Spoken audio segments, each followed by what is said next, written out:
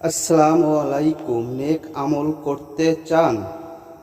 কিছু আমল এমন আছে যেগুলো করতে খুব বেশি সময়ের প্রয়োজন হয় না, অনেক জ্ঞানের অধিকারীও হতে হয় না। কিছু এগুলোর ফজিলত অনেক বেশি, যেগুলো বান্দার আমলনামাকে ভারী করে। যেমন রাসূল সাল্লাল্লাহু আলাইহি ওয়াসাল্লাম বলেছেন যে লোক আমলের আগে একবার বলে সুবহানাল্লাহিল আজিম। আশা করি সম্পূর্ণ সূরাটি শুনুন। আউযু বিল্লাহি মিনাশ শাইতানির রাজীম। বিসমিল্লাহির রহমানির রহিম। فقلت استغفروا ربكم إنه كان غفارا يرسل السماء